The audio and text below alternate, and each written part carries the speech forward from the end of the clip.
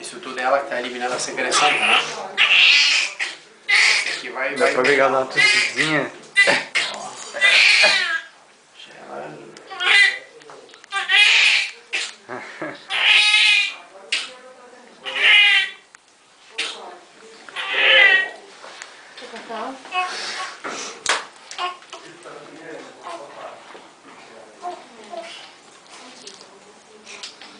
Pô, que gelatinoso.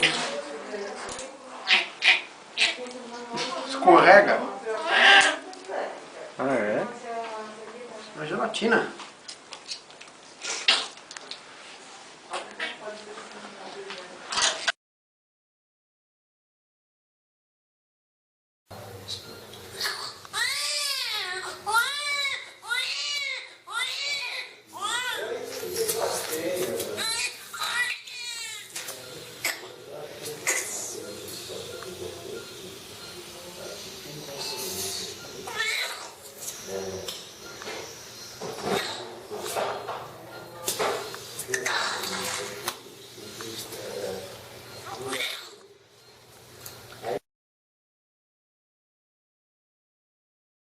O boletim de Apgar engloba 5 parâmetros básicos da saúde do recém-nascido.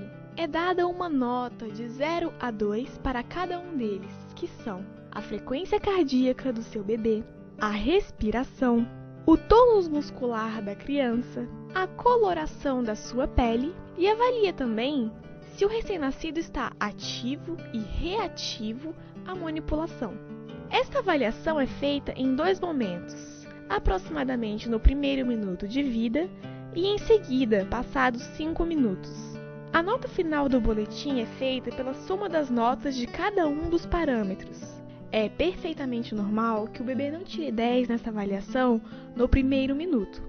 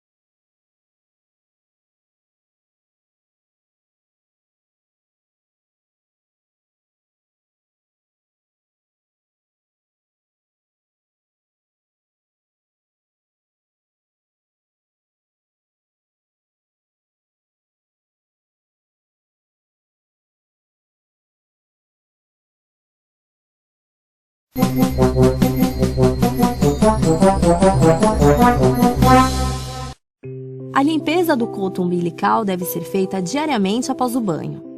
Depois de enxugar a região, umedeça uma haste flexível com álcool a 70% para a limpeza do umbiguinho. Levante a base do coto e faça movimentos circulares, retirando toda a sujeira que possa estar acumulada. Não se preocupe em machucar o bebê, pois o coto não tem terminações nervosas, portanto não dói. Essa higiene deve ser feita até que ocorra a queda do umbigo, geralmente uns 15 dias depois do nascimento. Depois da queda, é recomendado manter uma boa limpeza durante alguns dias, pois este ainda é um período de cicatrização do local. A médica pede para a mãe tirar toda a roupinha do bebê. Enquanto lava as mãos, já observa a forma como ele está vestido, como é despido, se usa chupeta, se chora, a presença de malformações congênitas grosseiras, o padrão respiratório e os movimentos da criança. Nessa faixa etária é comum ela apresentar pele de coloração rósea, algumas vezes com discreta descamação em algumas partes do corpo. A criança então é pesada na balança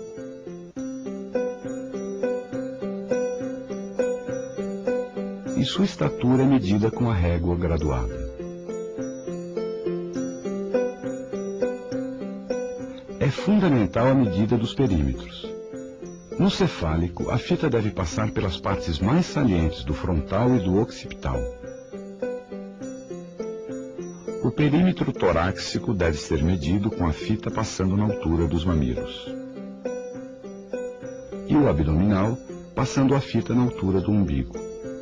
A médica mede então a temperatura na região axilar, onde o termômetro deve ser mantido por pelo menos 3 minutos. Existem diferentes sequências de procedimento para a realização do exame médico do bebê. Aqui, a médica começa pelo crânio, observando forma, couro cabeludo, cor dos cabelos e redemoinho. Depois palpa para sentir o contorno. Em seguida, examina os olhos, a distância entre eles, nível em relação à face, simetria, mobilidade, coloração das mucosas, córneas, pálpebras e presença de secreções. Nas orelhas, ela observa forma e presença de conduto auditivo e orifícios. No nariz, além da forma, a médica presta atenção na presença de secreções. Para observar boca, gengivas, bochechas e palato, ela abaixa o queixo da criança, que também é palpado à procura de fendas palatinas submucosas. O exame continua com a médica procurando possíveis linfonodos. Depois disso, ela examina o tórax do bebê. A presença de tumefação nos mamilos é muito frequente, algumas vezes com pequena quantidade de secreção láctea. O ideal é manter o bebê tranquilo, porque isso ajuda na hora de examinar o aparelho respiratório. O padrão respiratório é medido através das incursões abdominais, sendo normais os valores em torno de 40 a 45 movimentos por minuto. A palpação torácica é feita suavemente, com o objetivo de avaliar o frêmito tóraco-vocal. Primeiro em cada um dos hemitórax separadamente, e depois de forma comparativa. Na avaliação do som da percussão, deve-se estar atento às vibrações e à resistência dos locais percutidos. A ausculta cardíaca é muito importante nessa faixa etária e deve abranger não apenas os focos cardíacos, mas toda a área pré-cordial, região axilar e supraclavicular. O estetoscópio apropriado é o com diâmetro reduzido, que permite maior avaliação das áreas exploradas. Deve-se determinar a frequência, ritmo e intensidade das bulhas cardíacas e a presença de outros ruídos ou sopros. A medida da frequência cardíaca é feita por um período de 1 minuto, sendo normal uma frequência entre 70 e 170 batimentos por minuto. A palpação dos pulsos periféricos deve ser realizada de forma comparativa.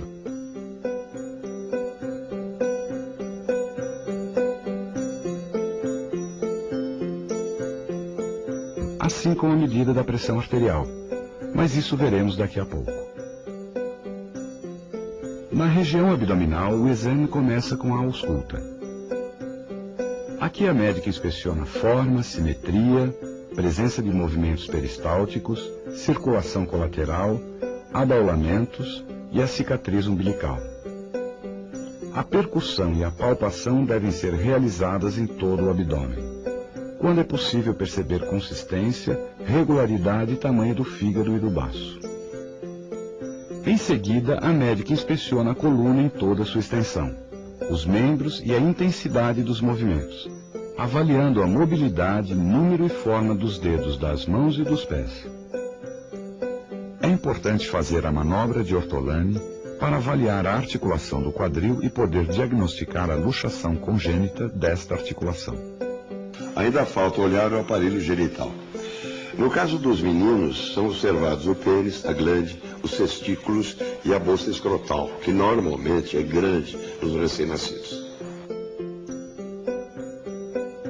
Nessa menininha que está sendo examinada, a médica olha os lábios maiores e menores, o clitóris, o orifício externo da uretra e o ímen. Nessa fase é comum o edema local, o maior desenvolvimento do clitóris e algumas vezes há até secreção catarral ou sanguinolenta. Depois a médica faz o exame anal, às vezes encontrando a presença de pequenas fissuras. Vamos passar agora para o exame neurológico do recém-nascido.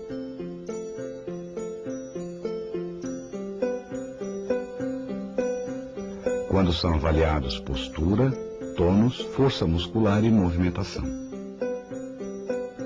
É importante observar a reação aos estímulos sonoros e luminosos e a presença do reflexo de sucção, da procura, o reflexo de moro ou abraço e o reflexo de preensão palmar e plantar.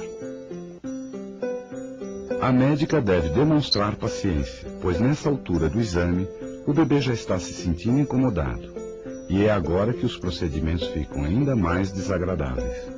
Para observar o ouvido, a médica usa o otoscópio, que ajuda na visualização do conduto auditivo externo e tímpano. Com uma lanterna, observa a orofaringe. E com um abaixador de língua, inspeciona a mucosa das bochechas, a gengiva, os freios labiais e lingual, o palato e, finalmente, a região posterior da orofaringe.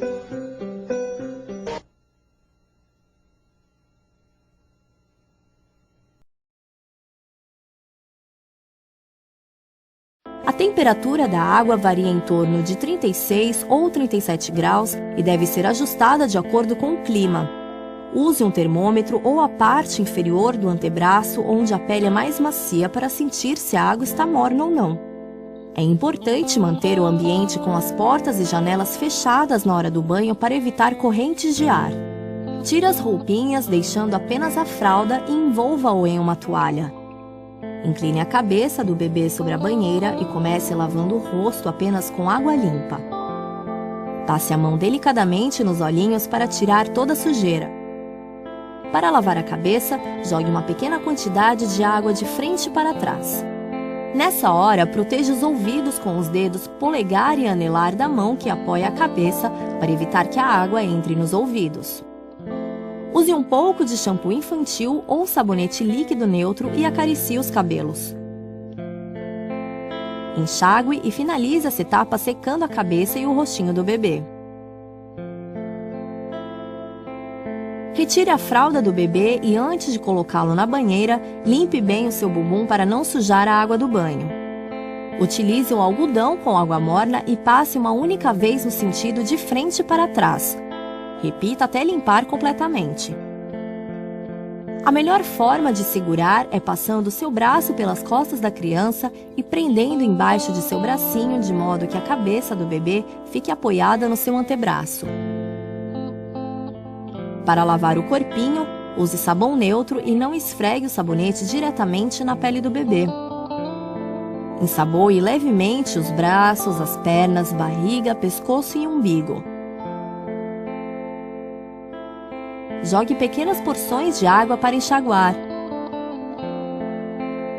Para virar a criança, use a mão que está livre e gire o bebê de modo que o seu braço passe a apoiar o peito e o rosto da criança. Nessa posição, sua mão vai ficar presa embaixo do bracinho do bebê. Agora é hora de lavar as costas e o bumbum. Ao tirar o neném da banheira, envolva-o rapidamente em uma toalha macia.